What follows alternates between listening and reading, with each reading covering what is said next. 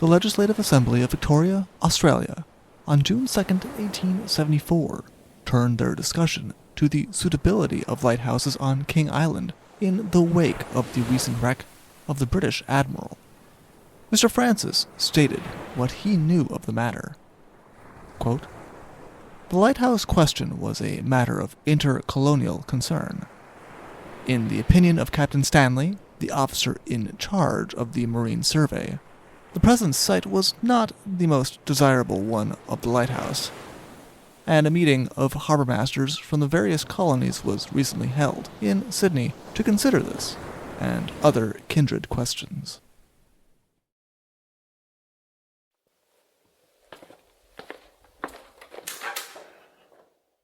Hello, and welcome to the Shipwreck Archive. Thank you. Would you happen to have the story? The British Admiral's bad luck. Here we are. Enjoy!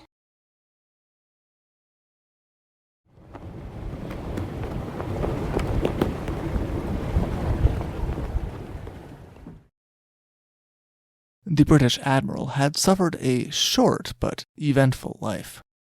Then again, it was speculated that the ship's name itself was unlucky for the ship owners, the British Ship Owners Company of Liverpool. The previous British Admiral, owned by the company, had been an iron-hulled sailing vessel of 1,286 tons, built in 1867. But that ship had been lost at some point in the early 1870s, after a relatively short career while carrying a cargo of grain from the United States. The British Shipowners Company had turned to the shipyard of Royden and Company and asked them to build them a new British Admiral. The new ship was to be another iron-hulled sailing vessel, larger than their last ship at 1,800 tons. The new British Admiral was delivered to the British Shipowners Company in 1873. The new ship departed from Liverpool on the 9th of January, 1874, under the command of Captain James Randolph Taylor, headed for Melbourne. It was a voyage that Captain Taylor was familiar with, having made it 2.5 years before in command of the Jumna. On board she had 49 passengers and 39 crew members, as well as a general cargo that included a large amount of railway ties and iron. The number of passengers was later attributed to many passengers having been turned away by the ship Chrysamine, which departed at the same time as the British Admiral. The people who had intended to travel on the Chrysamine instead took passage on the British Admiral, which made them welcome. A majority of these passengers were traveling in steerage. There would only be 2 cabin passengers as she left Liverpool.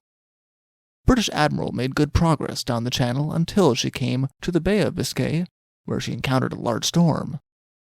The storm would cause substantial damage to the British Admiral, taking away her bowsprit, fore and main topmasts, and her foreyard. And she would be forced to turn around and limp back to Liverpool for repairs. It was not a promising start, and it would not be until the 22nd of February that she would attempt the voyage again. Most newspapers still considered this to be her maiden voyage, which had just been postponed a little, but the Illustrated London News considered her new departure to be a second voyage, with her maiden voyage having ended in disaster.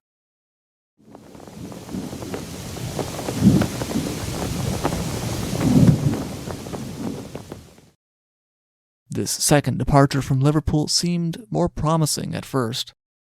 They began to meet with storms again as they neared St. Paul's Island, though that could be expected during that time of year. Still, the ship was forced to heave to in order to ride out the storm, and the waves crashed over her. It was believed by Captain Taylor that these waves damaged the ship's chronometer, and for the remainder of the voyage, he had little faith in it, depending mostly on observations to determine their location. Unfortunately, this was not possible in poor weather, and as they came close to where King Island lay, they had not been able to determine their latitude for several days. Captain Taylor still seemed confident in where he believed their position to be on the night of May 22, 1874. Under his command, the British Admiral was traveling around 6 knots, not considered a particularly cautious speed, and a watchman was only sent up occasionally to see if he could see land. It was reported that Captain Taylor was thinking that at any moment they should be able to see Cape Otway, and was standing on deck looking for it as Chief Officer George came on deck to take his watch at midnight. It was a relatively calm night, with nothing to alarm the passengers who were sleeping below, and the crew also seemed to have a generally relaxed attitude. That was until Chief Officer George, who was looking over the lee side, saw land ahead of them around 3 a.m. There was immediately a flurry of action on board the British Admiral as they quickly put the helm down in a mad rush to change their course. They were successful. They were heading away from land, and everyone could relax a little again, when 5 minutes later, the watchman, a sailor named Crowan, called out breakers ahead. This time there was no time to avoid them. The British Admiral struck heavily on the rocks, about 6 miles from land, causing a shudder to pass through the ship. Immediately the passengers who had been asleep below rushed to the deck still in their nightclothes in a panicked rush, adding to the chaos. Captain Taylor turned to one of the cabin passengers, Mr. O'Grady, and told him that it was an awful thing that could only be attributed to the ship's chronometer being out. This was no time for excuses, however, and soon Captain Taylor was shouting for the boats to be cleared. Chief Officer George, meanwhile, ran to the cabin, intending to grab an axe in order to cut away the ship's masts, which were swaying precariously and seemed likely to disturb the balance of the now wrecked ship. It was noted that while the passengers were panicked, the crew was perfectly calm and going about their duties. Even Third Mate McEwen, who had been sick in his cabin for the past 2 weeks with a fever, came onto the deck and, on realizing what had happened, got dressed and took his station on the quarterdeck. With it becoming increasingly more imperative by the minute for the ship's boats to be launched, both Chief Officer George and Third Officer McEwen turned to cutting the boats free from the top of the deckhouse. They got the gig free first, but the ship rolled heavily as they freed it, and the boat smashed. As this occurred, a large wave swept the deck of the ship, and the chief officer and some of the other sailors who had been assisting in freeing the boats were washed overboard and lost. Third Officer McEwen and the remaining men only saved themselves by making a run for the forerigging and holding on. One of the boats was still able to be freed by Second Mate Cunningham, who got into it along with 2 of the sailors, a passenger and a boy.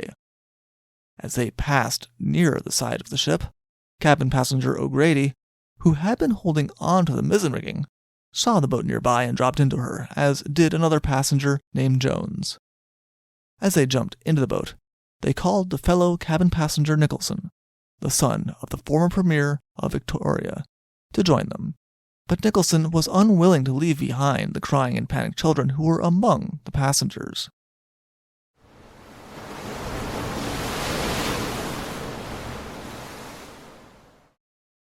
Now that the waves had begun to sweep the ship, they did not stop.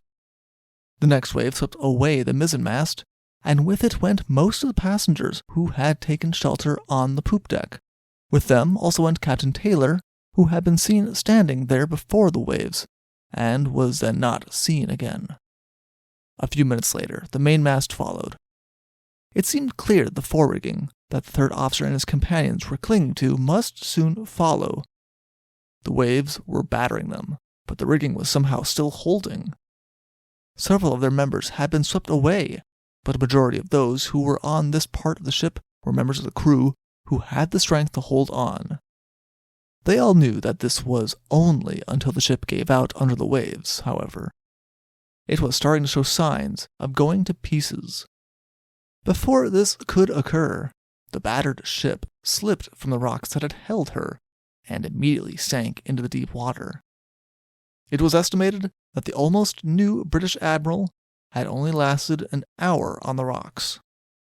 As the ship went down, Third Mate McEwen let go of the rigging and returned to the surface, where he found another member of the crew, Davidson, already swimming. The 2 men shouted to one another and then heard another shout, this one containing the welcome news that there was timber. On following the voice, they found the ship's boatswain Scatter, clinging to the makeshift raft. On the raft was another sailor named Baker, The men all lay on the raft face down so that they could hold on better and better endure the pounding waves as they approached the breakers that signified the shore. It was a terrible journey of several hours, since they had no means to propel the raft and could only allow the waves to carry them. About 3 miles from shore, the boatswain was swept away and was not seen again. It was around 8 in the morning when they finally reached the shore. There, they found one of the steerage passengers, a man named Harold, lying on the beach, and it took them some time to revive him. Harold, confident in his ability to swim, had jumped overboard and swam until it had come to a piece of wood that he had used to float, but he was soon exhausted. Eventually, a hen coop with cabin passenger Nicholson on it passed near him, and feeling that it was a better flotation, Harold abandoned his piece of wood to grab a hold of the hen coop. Unfortunately, the coop proved unable to bear the additional weight, and both men were thrown into the ocean. So Harold grabbed a plank again, while Nicholson followed after him. The 2 men grabbed onto the plank only to find that they were not alone. Another steerage passenger named Keyes already was holding on to one end of the plank. The 3 men continued towards shore this way, but Nicholson began to say that he was too tired to hold on. Harold did his best to encourage him, but eventually Nicholson jumped away. The 2 remaining men had endured being struck by pieces of the wreckage carried by the waves for about a quarter of an hour before Keyes had realized that they were now in shallow water, and he walked ashore. Harold had followed his example only to collapse when he reached the shore.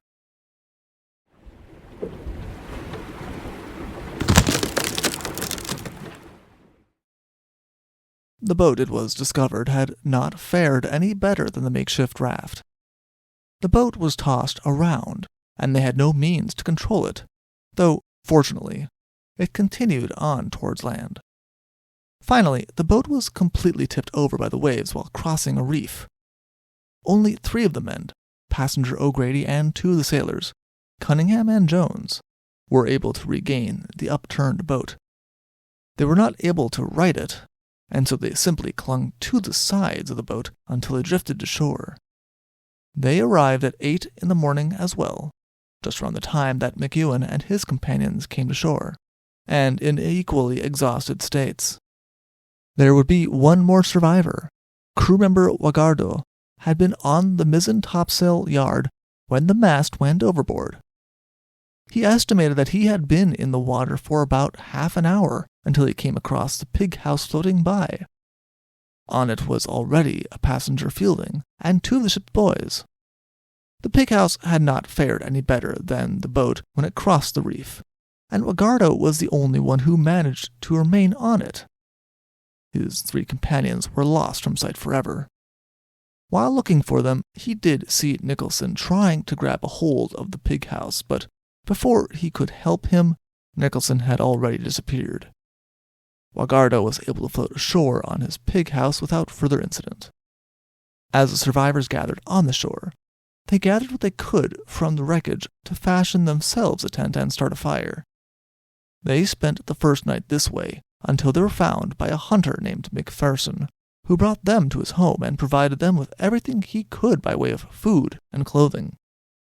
The next day, the ketch, the kangaroo, was seen near New Year's Island, and one of the other hunters in the group rowed to her and asked her for assistance. The kangaroo immediately raised her anchor and took on board the survivors of the British Admiral, who were then conveyed to Melbourne. On learning of the situation, the harbour-master arranged for the survivors to be taken by harbour boat to the railway pier and sent into Melbourne by train for their comfort.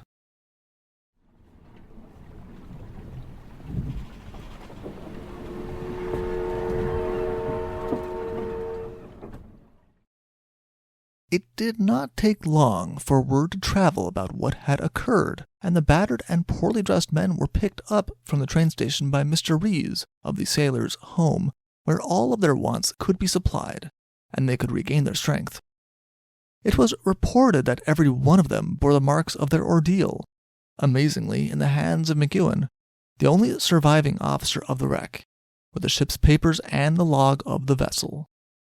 Among the items that they had gathered when scouring the shore for supplies to make camp was a captain's drawer, and in it was a tin box that contained these important documents. Frankly, the men were more excited to stumble upon the case of brandy. The loss of over 80 people and the terrible experiences of the 9 survivors were enough to draw attention to King Island. A lighthouse had already been built on Cape Wickham, on the north extremity of the island, but it was of little use for ships traveling from the west, since its light could only be seen about 15 miles down the western coast. The loss of the British Admiral finalized the feeling that another lighthouse on King Island would be needed, and one soon was built at Curry Harbor, halfway down the island's west coast. Too late to save the lives of those on the British Admiral, but on time to serve as a warning to those who would come later. For more information, please see The Western Star from June 13, 1874, or see our other sources in the description below. Thank you for listening. Thank you for visiting the Shipwreck Archives. See you soon.